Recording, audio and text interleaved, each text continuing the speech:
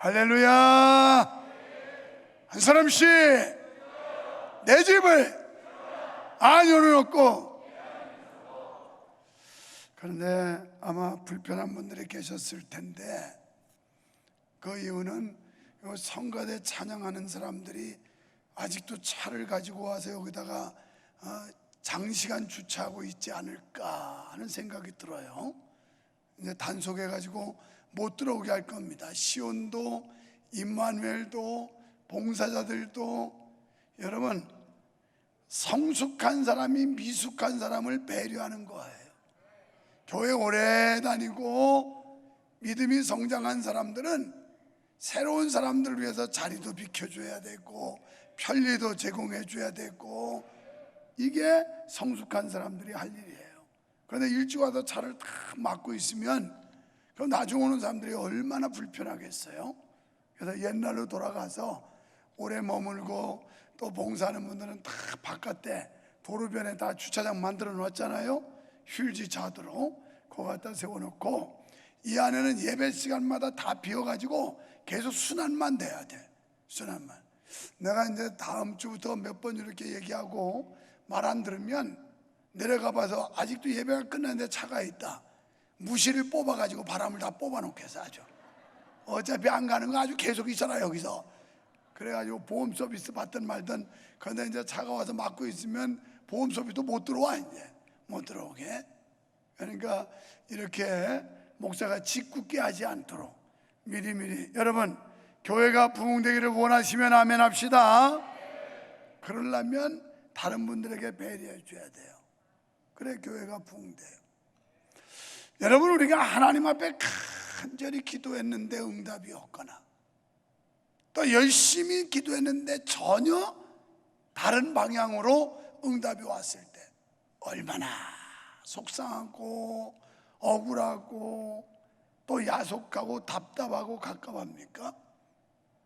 그러나 기도 응답이 바로 오는 것도 하나님의 은혜고, 늦게 오는 것도 하나님의 은혜고, 안 오는 것도 하나님의 은혜고, 오는 것도 하나님의 은혜고. 우리 박동철 집사 어저께 이제 여름도 되고 교회 목회자들 대접하겠다고 아침에 일어났더니 문자가, 카톡 문자가 왔어요.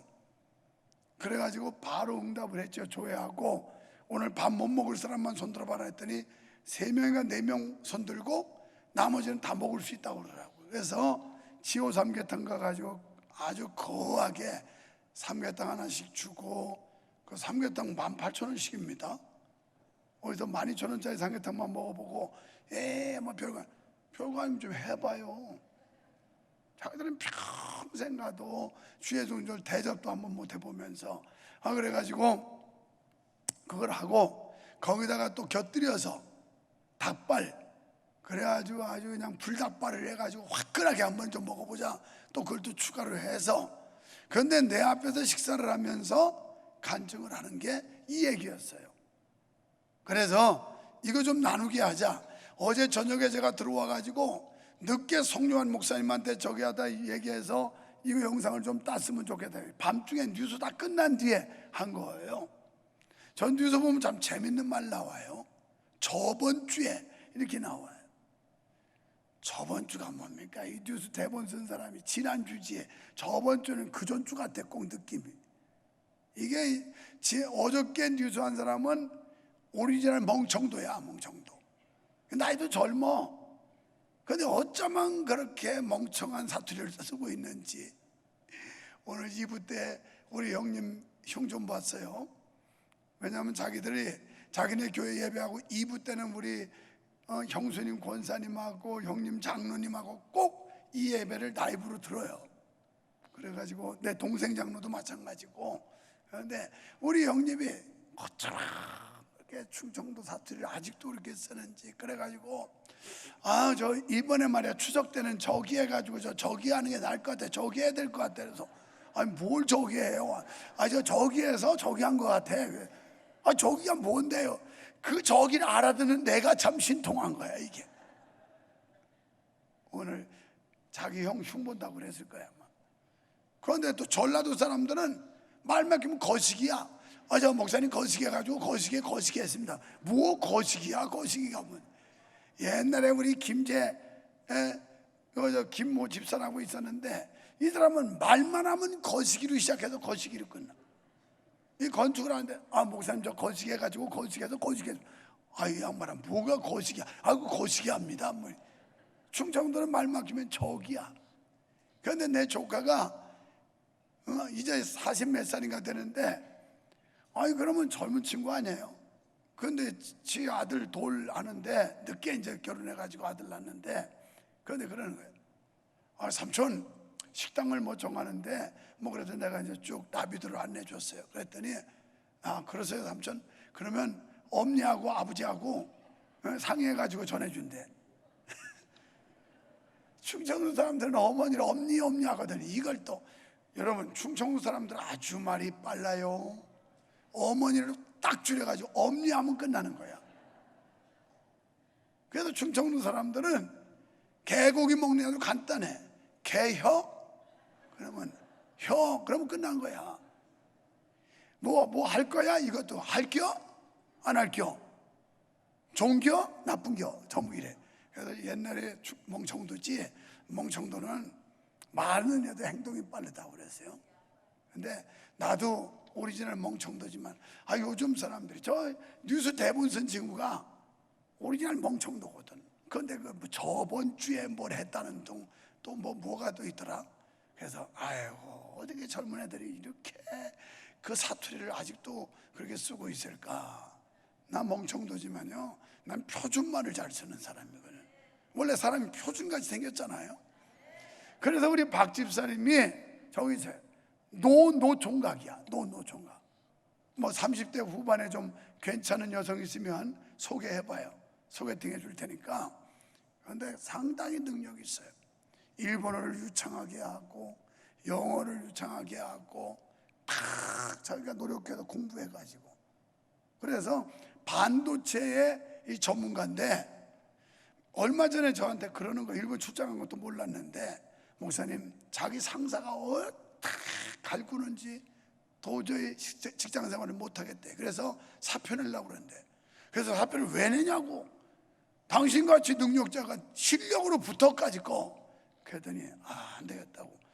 그러더니 어느 날 문자가 왔어요. 목사님 제가 이직을 해가지고 그래서 일본에 와서 지금 출장을 3개월 하는데 오늘 유튜브 설교를 들으면서 예배 참석했는데 오늘 말씀에서 큰 은혜 받았습니다. 쭉 나와서 일본 출장한 걸 아는 거예요. 저런 경우 예배를 사모하고 기왕이면 시간을 조정해서 한 번이라도 예배할 수 있다면 하겠다고 했는데 하나님이 계시면 안 되는 것도 되게 해주는 거 아니에요? 근데 안 됐다니까. 공항 가서 쫓겨온 거야. 비행기 스케줄이 어떻게 잘못돼가지고. 그래서 퀘션이 붙는 거죠. 하나님 이럴 수 있습니까? 제가 그래도 예배를 사모하고 한 번이라도 더 하나님을 기쁘시게 하고 싶었는데 어떻게 이렇게 꼬이고 걸립니까? 그래도 딴 사람들 같으면 들어서 합니다 그러고서 저녁 예배 안 올 텐데 그래도 또 저녁 예배하고 그런데 하나님이 기가 막히게 축복을 하는데 보상의 하나님이 그 비행기표 호텔비 손해본 거에 몇백 몇천 배로. 지금 들으니까 마치 하만이 모르드게를 시샘해가지고 장대에 달려고 하다가 하만이 지가 목에 달린 것처럼 결국 우리 박동철 집사를 하나님이 은총과 축복을 주었는데 미국 본사의 사장이 그럼 나하고 직접 일하자 해가지고 한국법인 자기 회사를 만들고 그러면서 수입도 여러분 엄청나게 받아요. 엄청나게 받아. 이런 멋쟁이 하나님 믿으세요. 그 쪼잔한 하나님 믿지 말고 이런 살아 역사하셔서 우리가 믿음으로 행하면 하나님 사랑하면 하나님께서 반드시 보상하시는 그 하나님, 이런 하나님 믿으시기 바랍니다. 옆에 사람 보고 예배 목숨 걸읍시다. 예배를 사모합시다. 예배 목숨 걸고 예배 사모하는 사람이 하나님 사랑하는 사람이에요.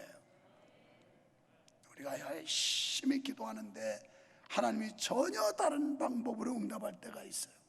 예레미야가 나라와 백성을 위해서 열심히 기도했습니다. 그런데 하나님이 주시는 응답이라고는 기도하지 말아라, 기도 안 듣는다, 내 기도를 안 듣는다는 게 아니라 너가 하는 그 기도에 내가 응답할 수 없다. 내 백성이 너무 사악하고 간사하고 간악해서 내가 이 백성 더 이상 내가 뜻을 돌이킬 수 없다. 그래서 예레미야는 지난 15장에서 적절히 낙심이 된 거예요. 하나님, 이 백성 불쌍히 여겨주세요. 이 나라 구원해 주세요. 그러다가 15장 19절 이하에 가서 하나님께서 그에게 위로를 주세요. 예레미야야, 그러나 내가 악인과 선인을 싸잡아서 심판하지는 않는다. 악인과 선인을 반드시 구별한다. 그리고 내가 너와 함께한다. 내가 너를 떠나지 않는다. 그러면서 하나님께서 그에게 소망의 메시지를 주셔요. 거기서 다시 용기를 얻어가지고 선지자의 사역을 감당하는 이런 내용인데요. 여러분, 앞서서 예레미야의 전서에서 예레미야는 12편의 설교를 했다고 말씀드렸어요. 그 중에 오늘 본장 16장은 7번째 설교입니다. 그런데 7번째를 설교하는 중에 하나님께서 1절에서 9절까지 어떤 말씀을 하냐면 아주 끔찍한 참상, 유다 이스라엘 백성들에게 닥쳐질 그 재앙, 하나님의 심판이 얼마나 무시무시한지에 대해서 말씀하면서 막 시체가 나뒹굴어도 땅에 묻을 사람이 없고, 결혼식장에 축제일인데 기쁨이 없고, 조상집에 가지 말라고 그러면서 애곡함도 없을 정도로 이렇게 처참한 상황을 말씀하면서, 고대에는 선지자들, 하나님의 사람들이 가정을 이루고 자녀를 낳고 이러면서 하나님의 영광을 드러내고 영향력 있는 삶을 살았는데, 예레미야한테는 1절에 보면 너는 결혼하지 말아라 이렇게 말씀을 해요. 그러니까 그 당시의 상황이 얼마나 처참한 장면이 펼쳐지길래 하나님께서 예레미야 선지자에게 너는 결혼하지를 말아라, 이렇게 비극적인 상황이 초래할 것이다, 이런 말씀을 하고 있는 거예요. 자, 그러면 오늘 우리는 말씀을 살펴보면서 은혜를 나누려고 하는데요, 먼저 하나님을 떠난 인생은 멸망하게 된다는 겁니다. 이게 10절부터 13절에 그때 상황, 이스라엘 백성들이 얼마나 못됐는지, 예루살렘 멸망의 필연성을 전했던 선지자는 왜 그 같은 재난이 닥칠 수밖에 없는지에 대해서 설명을 하는 겁니다. 그것은 바로 유다 백성이 자기 조상들이 섬겼던 우상 숭배보다 더 도가 넘을 정도로 아주 못된 신앙을 가지고 타락했었다는 겁니다. 그렇습니다. 유다 백성들은 자신들의 복의 근원이신 하나님을 버리고 헛된 우상을 섬겼어요. 여러분, 하나님을 최고로 사랑할 때 다른 것들, 잡것들이 엮여들지 못하지, 하나님 사랑이 식어지면 다른 것들이 채워지게 되고 다른 것들이 여기에 들어오게 돼 있어요. 그래서 생명의 법인 하나님의 말씀을 버리게 됐고, 오히려 자신의 욕심에 끌려 온갖 도덕적 타락을 일삼았다는 거예요. 도덕적으로. 여러분, 우리가 믿는 사람들로서 믿는 성도의 도덕이 있어요. 우리의 도덕률이 뭘까요? 적어도 성도라면 하나님께 예배하는 거, 이게 기본적인 예의예요. 도덕이에요, 도덕. 성도라면 누구든지 하나님께 나와서 예배하는 건 이건 기본이라, 도덕이라고요. 아, 그걸 보고 저 사람 참 믿음 있구나, 저 사람 신실하구나, 이렇게 평가를 해줘요. 옳게 사는구나. 그런데 믿는 자가 돼가지고 하나님과의 예배를 도외시하고 예배를 등한시한다, 이건 도덕적으로 타락한 거예요. 벌써 본분을 망각한 거죠. 그리고 자기의 위치를 이탈한 이런 상태입니다. 이게 왜 그러냐? 욕심에 끌려서 그래. 욕심. 여러분, 하나님 앞에서 가장 큰 죄악이 뭘까요? 우상숭배예요. 우리는 우상숭배하면 절간에 가서 뭐 부처 앞에 절하고, 아니면 어떤 신당을 만들어 놓고 우상숭배하는 죄. 아니에요. 하나님보다 더 사랑하는 게 있으면 우상이에요. 여러분의 직업이 중요하죠. 소중합니다. 그러나 그 직업이 하나님보다 더 사랑하고 있다면 그게 곧 직업병이고 우상이에요. 사업이 귀하지요. 그런데 사업보다 하나님보다 사업이 우선순위에 있다면 그것도 우상이에요. 여가를 선용하는 거 필요하지요. 그러나 하나님보다 그게 우선이라면 그것도 우상이에요. 물질 매우 귀하죠. 소중합니다. 그런데 물질이 하나님보다 더 소중하게 여긴다면 그것도 우상이에요. 그래서 하나님께서 우리에게 10가지 계명을 주셨는데 그 가운데 첫 번째 계명이 무언가요? 나 외에 다른 신을 섬기지 말라. 이게 첫 번째 계명이에요. 그러니까 하나님만 사랑하라는 거예요. 하나님만 최우선으로, 하나님을 최고로 사랑하라는 거예요. 할렐루야. 그 다음에 돈, 그 다음에 명예, 그 다음에 뭐 다 세상적인 거지, 하나님이 처지면, 뒤로 밀리면 이건 다른 것들이 우상이 된다는 거예요. 그런데 오늘 이 이스라엘 백성들이 그 하나님의 은혜를 망각해 버렸어요. 11절에서 10절에 이렇게 말씀해요. 내가 이 모든 말로 백성들에게 말할 때 그들이 내게 묻기를, 백성들이 이제 너무 아주 처참하니까 이 비극적인 상황에서 물어본다는 거예요. 왜 우리한테 이런 화가 왔나? 왜 우리에게 이런 비극이 왔나? 물어보거든. 11절에 너는 그들에게 대답하기를 여호와께서 말씀하시되 너희 조상들이 나를 버리고 다른 신들을 따라서 그들을 섬기며 그들에게 절하고 나를 버려 내 율법을 지키지 아니하였음이라. 그런데 너희는 너희 조상보다 더 못됐다, 더 흉악하다. 그러니까 하나님을 버린 거, 하나님의 율법을 떠난 거, 이것이 하나님 앞에 죄라는 거예요. 바로 열조로부터 우상을 섬긴 것과 그 죄를 회개치 아니한 사실이 더욱더 하나님의 노를 격발시킨 것입니다. 유다는 유일신 하나님을 버리고 배은망덕의 길을 걷고 있었습니다. 목은 빳빳하게 굳어져 있었어요. 교만했다는 얘기죠. 이스라엘 백성은 출애굽시켜가지고 광야 40년 하나님이 지키시고 인도하셔서 가나안이라고 하는 복지에 집어넣습니다. 이 가나안 땅은 이스라엘 백성들이 일군 땅이 아니에요.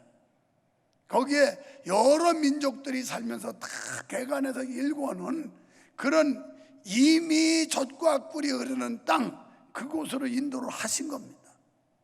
그런데 이걸 하나님의 은혜인 줄 모르고, 하나님께 감사할 줄 모르고, 하나님께 영광 돌릴 줄 모르고, 이제 삶이 부유해지고 안정되고 평안하니까 믿음은 온데간데 없이 사라져버리고 하나님의 은혜는 상관도 없고 내 재주, 내 멋, 내 능력으로 된다고 착각을 한 거예요. 그래서 하나님을 등지고 등을 돌려버렸어요. 하나님의 말씀을 거역했어요. 오늘 지금 우리의 상태가 이렇지는 않을까요? 저는 어제 저녁 때 화딱지 나서 삐져가지고 밤새 삐졌다가 오늘 아침에 그래도 예배 나오려니까 말을 텄어요. 누구하고? 내 아내하고 말이에요. 사연인죠.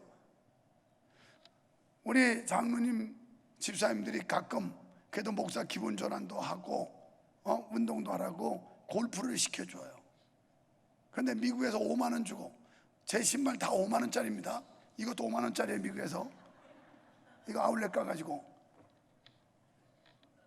보기에는 뭐 몇십만 원짜리 같잖아.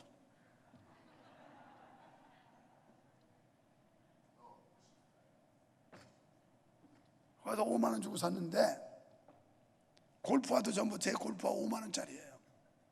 우리 집사람도 사는데 이게 오래되니까 이게 혓바닥을 이렇게 벌리고 입을 쫙 벌린 거야. 그래서 신을 수가 없어요. 우리 집사님이 그거 사준다고 가자고 그러는데 틀림없이 또 비싼 거 살 것 같아서 거절하고 안 된다고. 그냥 운동화 신고 하다가 미국 가면 또 하나 사면 된다고. 그런데 이게 또 폼은 잡아야 되고 또 신발은 갖춰야 되니까 어제 그래서 이제 저 삼성전자 입구에 그 아울렛으로 갔어요. 가서 이제 신발을 보는데, 나는 아울렛이면 다 싼 줄 알고 갔는데 뭐 신발을 뭐 신어보고 막 조금 그랬는데 살짝 가격이 얼마인가 싶어서 저 진열인데 이렇게 가서 봤더니 23만 몇천 원이야. 그래서 아예 나와버렸어요. 난 나오면 쫓아올 줄 알았어. 남편이 저렇게 나가는 거 보니까 마음에 안 들어서 따라올 줄 알았더니 안 나와. 이 여자가 계속 안에서 뭐 그 점원하고 주고받고 뭐 신어보고 막 그래. 바깥에서 끼우다면서 이 가게 저기에서 나오나 안 나오나 안 나와 계속. 나중에 보니까 하나 들고 오는 거야. 그거 샀어? 샀대요. 얼만데? 그랬더니 19만 원이래. 이 여자 간땡이 부었네. 이거 신발 하나에 19만 원씩 주고 사시나 이걸? 내가 나 세상 물정을 몰라서 그래. 아마 젊은이들은 목사님 그게 신발 보통 운동화도 몇십만 원 가요. 뭐 그럴 거예요. 근데 나는 내가 잘 신거나 입질 않아 잘 몰라요. 그래가지고 화딱 지나서 세상에 이거 5만 원이면 사는 걸 19만 원씩 줬다는 게 배가 아파가지고 그때부터 열받아서 집에 가서 저녁 먹는데 말도 안 하고 그냥 먹었어요.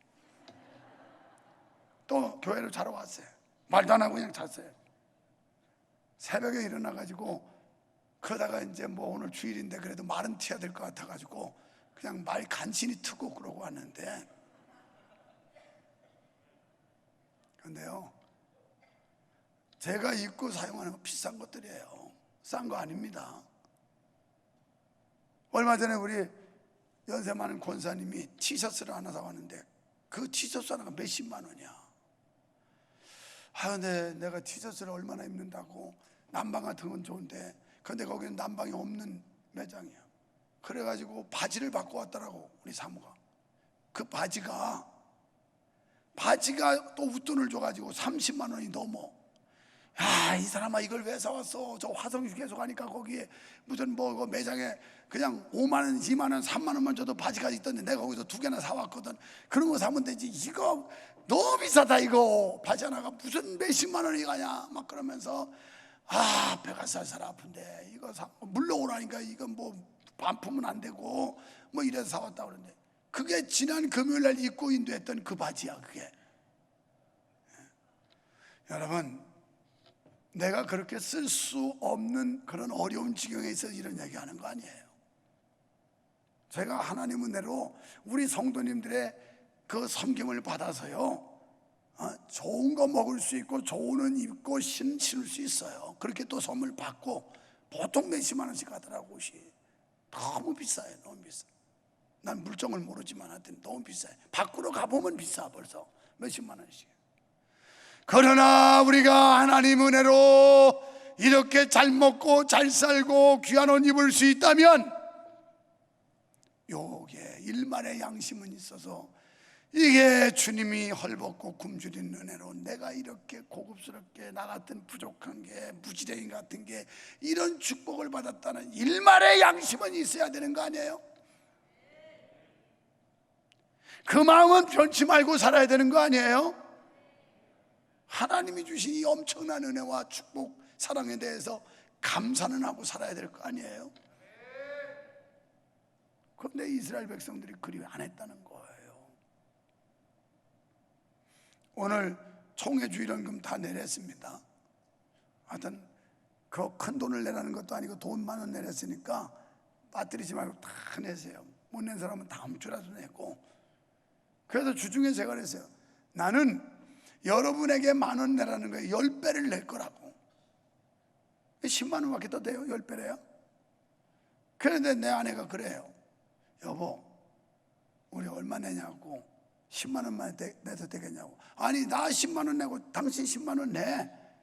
그렇게 주중에 했어요. 오늘 아침에 또 물어봐.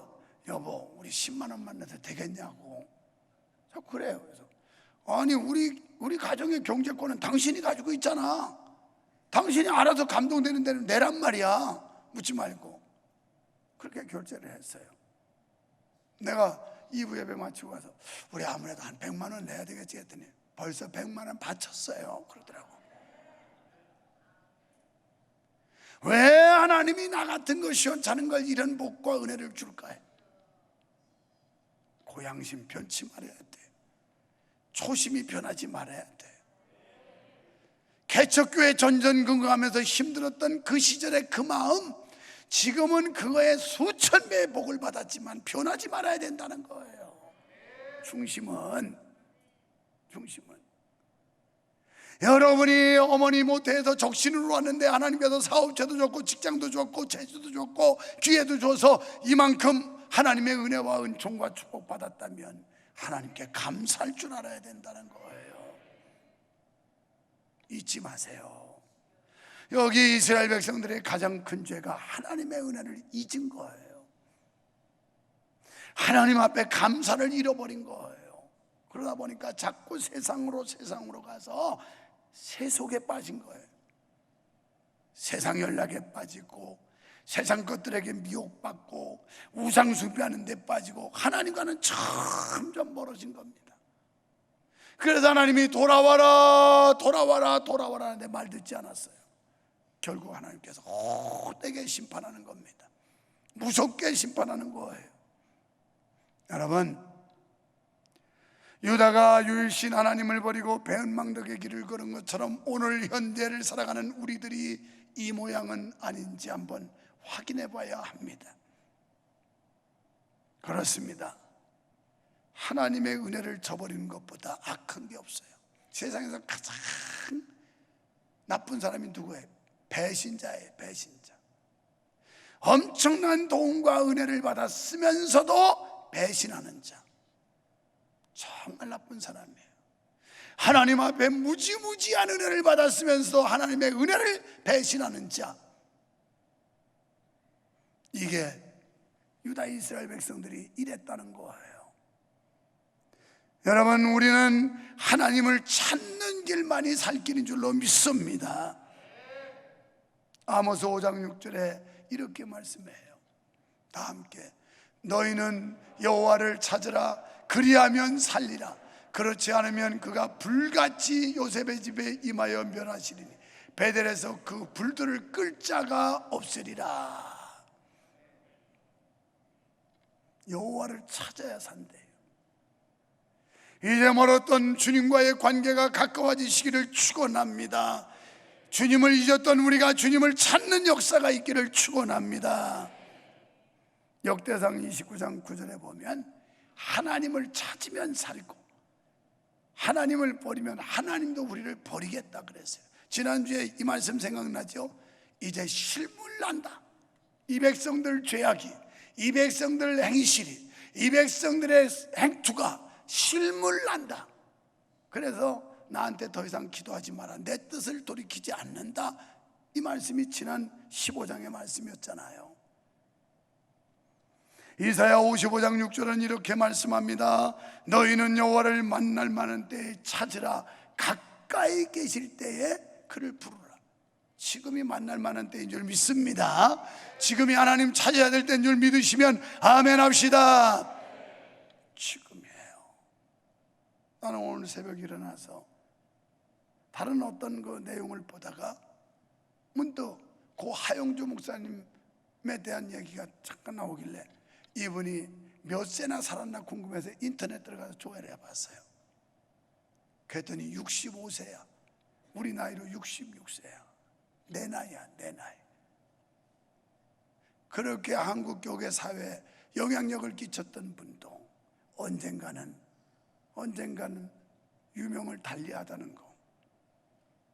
내가 그걸 보면서 내 나이 때 그렇게 일 많이 하고 영향력 있던 목사님도 갔는데 내가 지금 보너스 인생으로 그분에다 된다면 이렇게 하루하루 사는 게 이게 하나님의 은혜가 아니고 무언가, 이거 생각하니까 너무 감사한 거야. 이게 감사한 거야. 너 젊다고 아멘 안 하는데 까불지 마. 젊어도 먼저 갈 수 있어. 그렇게 안 돼야 되겠지만 나보다 먼저 가는 수도 생겨. 잘못하면 까불지 말라고. 그냥 하나님 은혜 감사하고 겸손하고 순종하고 주님 기뻐하시는 일에 쓰임받는 여러분 되기를 축원합니다. 이제는 돌아서야 돼요. 하나님을 찾아야 돼요. 그리고 하나님의 품에 안겨야 돼요. 제가 어느 시간인가 그랬어요. 우리 자녀가 지 엄마 자기 예배는 3부에 하지만 지 엄마하고 2부에 여기 와서 꼭 할아버지 설교하는 걸 들어요. 이 아이는 할아버지가 나갈 때만 되면 저 뒤에서 100m 스타트 하려는 것처럼 이러고 있어요. 그러면 눈치 보인다고 막 할머니가 자꾸 못 가게 하고 엄마가 자꾸 그래서 놔두라고 그랬어요. 저 어린 마음에 자기 할아버지가 이 교회 담임 목사라는 그 프라이드가 얼마나 강하겠느냐고, 왜 기껏 하냐고, 내비두라고. 그러면 애가 얼마나 지혜로운지 여기까지 절대 안 나와요. 저기서 계속 이러다가도 할아버지가 마스크 쓰고 내려가면 저 뒤에서 쫙 오는데 중간쯤까지 와가지고 그냥 얼마나 세게 부딪히는지 팍! 그러면 내가 덥석 안아주면서 사랑한다 찬유야 이래. 우리 하나님도 마찬가지예요. 하나님은 우리를 품에 안고 싶어 하세요. 우리를 사랑하기를 원하세요. 그런데 우리가 안기지를 않아요. 안기지를 않아. 이따 마치고 나가면 또 보십시오. 뭐 천선이 2부 때도 가서 목사님한테 달려와서 안기지. 여기 또 윤현승 집사 아들내미 하이라고 해서 윤하이라고 그래서 윤하이. 두 번째 딸은 윤이나야. 그래서 윤하이 올 때는 얼마나 땅 꺼질까봐 살곰살곰 오는지 몰라. 저 나갈 때 와서 인사를 해요. 거기서 한번 덥석 안아주면 엄마한테 돌아갈 때는 막 뛰어가요. 신나서. 그렇습니다. 우리가 하나님의 품에 기쁨으로 와서 사랑의 품에 탁 안기고 하나님이 등 두드려주고 수고했노라 사랑한다 이 말 듣고 세상으로 나갈 때는 자신감을 가지고 담대한 믿음을 가지고 하나님이 내 편이고 하나님이 나와 함께한다 힘찬 발걸음을 내디뎌야 될 줄 믿습니다. 이게 우리 성도의 삶이에요. 그래서 우리가 부르는 노래 가운데 주의 친절한 팔에 안기세 이런 노래도 있잖아요. 주의 친절한 팔에. 아이들이 달려와서 내게 안기는 게 얼마나 행복하고 그 아이들이 귀여운지 몰라요. 우리 애야 그렇다고 하지만 남의 신발 신고 막 목사 양복에다 문질르는데 뭐가 이렇게 좋겠어요. 그래도 행복해. 끝까지 그 양복이야 빨면 되는 거고. 우리 하나님도 우리의 마음과 똑같은데 우리가 자꾸 등 돌리고 도망간다니까요. 도망가.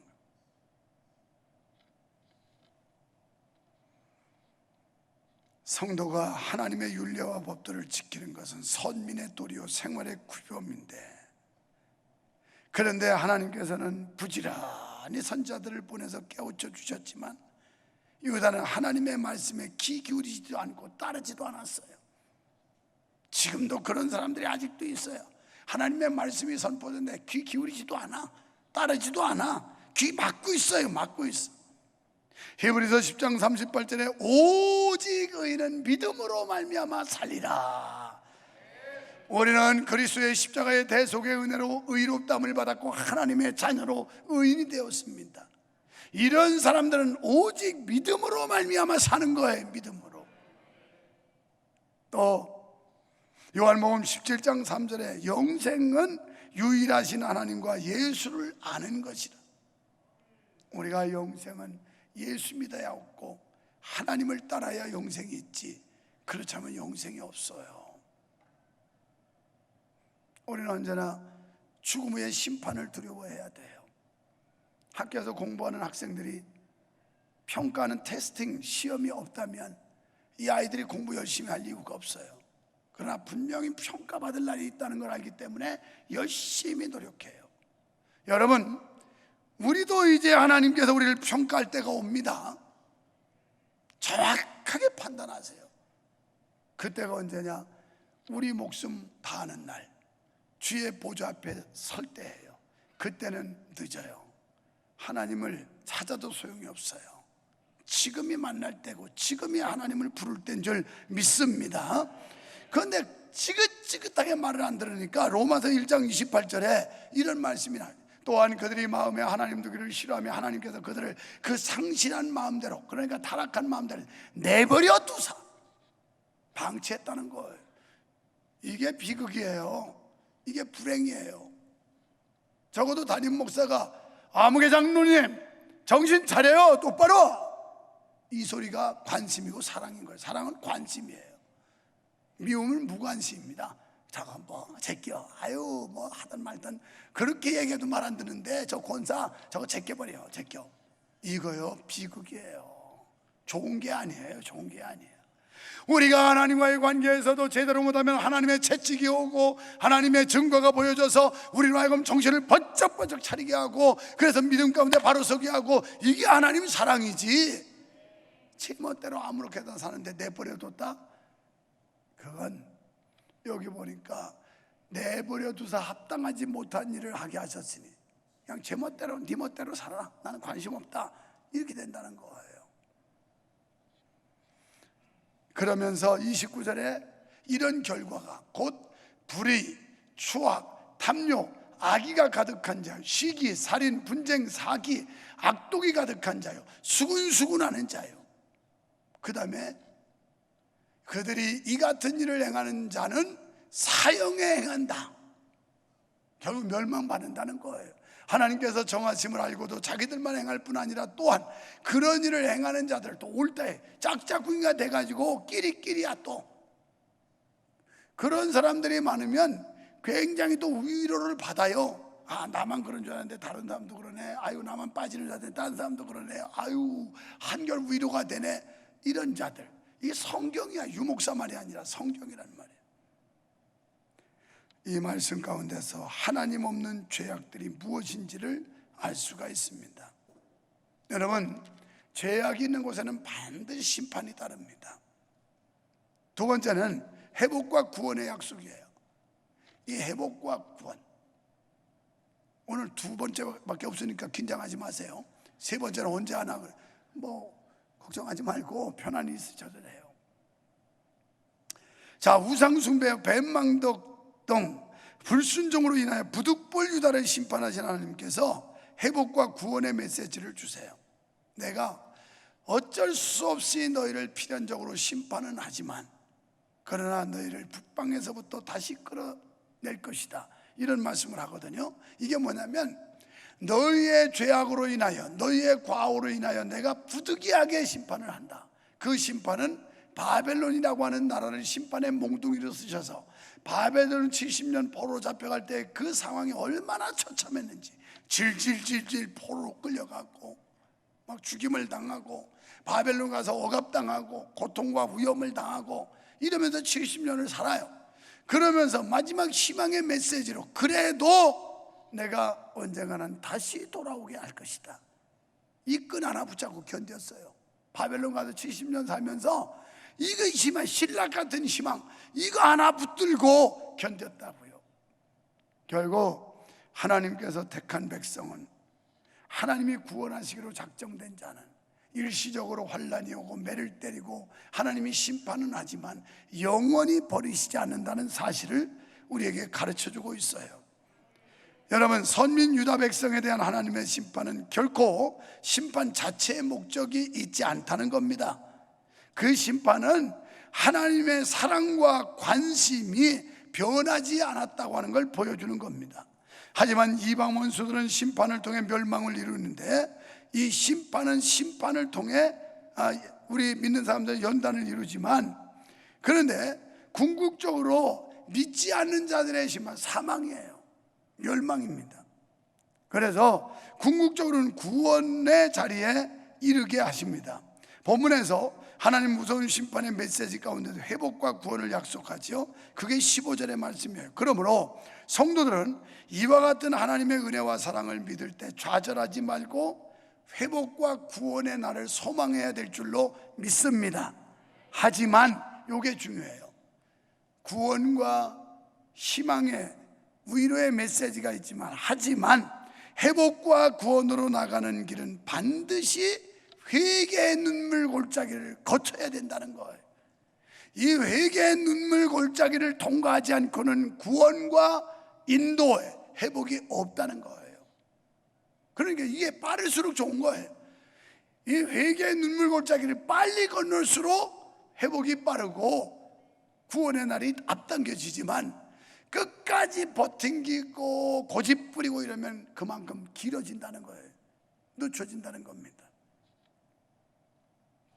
오직 여호와 하나님을 자신의 힘과 보장과 피난처로 삼는 신앙 결단이 있어야 하고 이방의 우상들을 모두 척결하는 진솔한 신앙 고백이 있어야만 구원과 인도의 은총이 내려진다는 겁니다.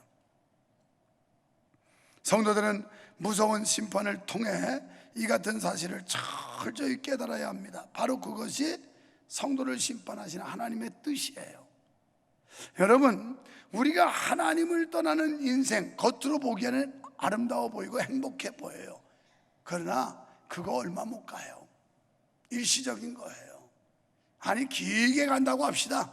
길게 하나님을 모르고 불신앙 속에서 하나님을 떠나 자기 멋대로 사는 거 길게 간다고 합시다. 길어야 100년이에요 근데 내가 볼 때는 여기 100년 갈 사람 별로 없어요. 90년 가기도 그렇게 쉽지 않아요. 그 전에 다 끝나요. 다 끝나. 그래서 누가복음 15장 11절 이하에 보면 탕자의 비유가 나오는데, 탕자가 아버지의 품을 떠나면 행복할 줄 알았어요. 자유를 만끽하면서 내 기분대로 내 멋대로 살 수 있다, 이런 생각으로 아버지의 품을 떠났어요. 떠나는 순간부터 재앙이었고 떠나는 순간부터 멸망이었고 비극이었어요. 처음에는 뭐 의기양양 가가지고 흥청망청 막 풀고 썼지요. 그러다가 나중에 얼마나 비참해집니까? 짐승과 같은 생활을 해요. 오늘 예수 믿는 사람들이 하나님을 떠나서 하나님의 말씀에서 불순종하면 그리스도인으로서 존귀하게 살아야 되는데 비참해. 거실거실 초라하게 매가리가 없어가지고 맨날 이래가지고, 나는 아주 매가리 없는 사람들 보면 속이 터져요. 좀 어깨에 힘이 딱 들어가고 두 발에 힘이 딱 들어가서 당당당당 이렇게 좀 살아야 되는데 그리스도인들이 매가리가 없어가지고 흔해요. 연체동물처럼. 우리 이렇게 살지 말자고요. 살아계신 하나님, 나의 힘이 되신 여호와, 나의 피할 바위가 되시고 산성 되시는 그분과 함께 사는데 당당하게 살아야 되는 거 아니에요? 비실비실 살지 말고. 옛날 개그맨 아주 오래된 분, 비실비실 누구라고 그랬잖아요. 비실비실.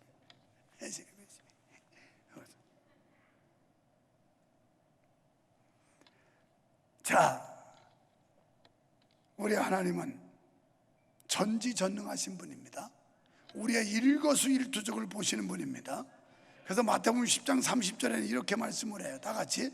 너희에게는 머리털까지 다 세신 바 되었나니. 얼마나 정확한 분인지, 얼마나 세밀한 분인지. 머리털까지. 요렇게 머리가 다 베꼈으면 쉽지요. 가로 몇 명, 세로 몇 명 해가지고 곱하기 몇 명 하면 끝나요. 그런데 이거 뭐 머리가 많이 있는 사람, 적게 있는 사람, 더 빠진 사람, 덜 빠진 사람 뭐 이래가지고, 근데 이 머리털까지 세신받았다는 그렇게 정확하고 세밀하신 하나님이라는 걸 우리에게 설명해 주고 있는 거예요. 그뿐인가요? 시편 139편 2절로 4절에 보면 주님께서는 내가 앉고 일어섬을 아시고 멀리서도 나의 생각을 밝히 아시며. 목사는 몰라요, 여러분 지금 무슨 생각하고 있는지. 그런데 하나님은 다 아신대요, 무슨 생각 갖고 있는지. 그러면서 나의 모든 일과 내가 눕는 것을 살펴보셨으므로 나의 모든 행위를 익히 아시오니. 다 안돼요. 그분이 이제 마지막 날 주님의 심판대 앞에 섰을 때 여러분의 잘잘못을 모르시겠어요? 여러분의 행실을 모르시겠어요? 그러면 그건 절대자도 아니죠, 전능자도 아니죠. 다 안다는 거예요. 다. 사람의 눈은 속일 수 있지만 하나님은 못 속입니다. 사랑하는 성도 여러분, 하나님 앞에서 정직한 믿음 갖고 바른 신앙생활 하세요.